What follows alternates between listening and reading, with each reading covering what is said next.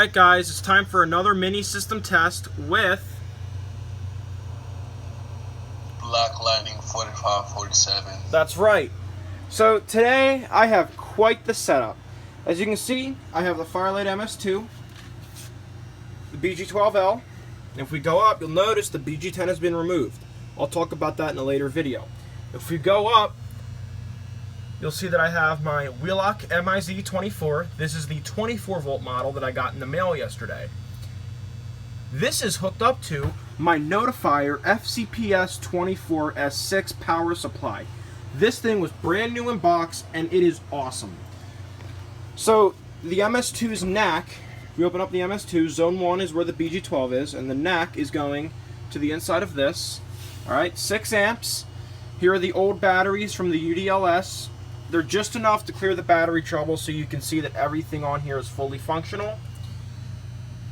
Here's the NAC, and there's the resistor for this. Here are the 4 outputs for the power supply. As you can see, NAC 1 is only being used. 2, 3, and 4 have been resistored off, and obviously this is going to the MIZ. And here's the auxiliary trouble contacts right there. So, and here's the wiring diagram for everything. It says, you know, warning, blah, blah, blah. FCPS24S6. Grounded, everything. So, the MIZ is doing continuous. So, without further ado, we'll go ahead and pull the BG12. Here we go.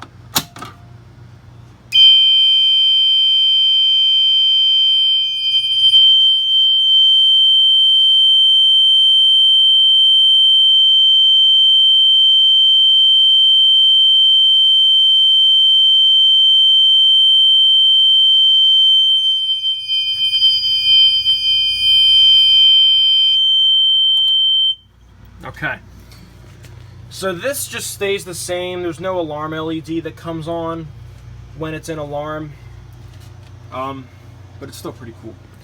So we will go ahead, where are my keys? Here they are. We'll go ahead and reset the BG12.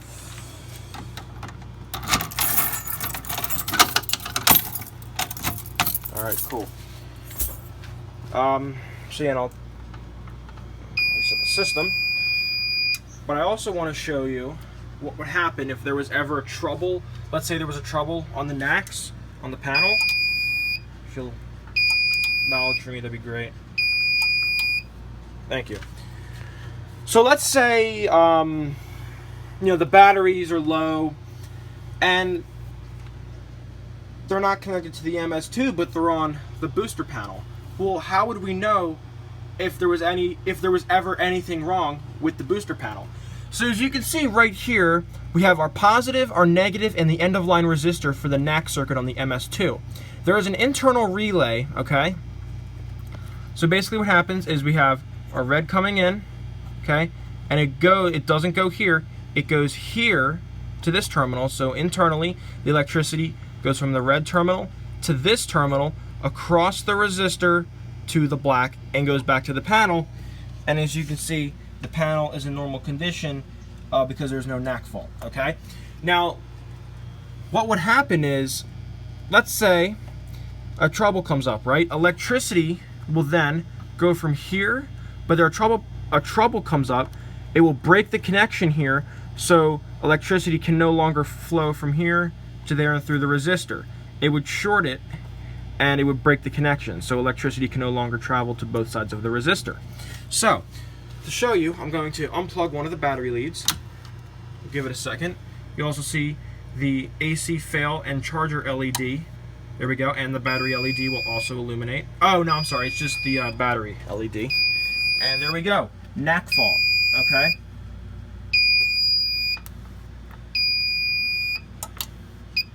So on a conventional system, whenever a NAC fault comes up, what I was always told by technicians is you want to ask yourself, okay, is this NAC hooked up to any type of power supply or NAC extender? That's the first thing you want to ask yourself. Because if so, then you want to go look at them. So when I put my battery lead back on, in a few moments. once it sees the battery, that it's there, the trouble will go away. So there we go. So now that trouble has gone away. This has gone back to its normal state where the power comes in and goes through, sees both sides of the resistor, and you'll notice the MS2 has gone back to normal. So that's about it for this video.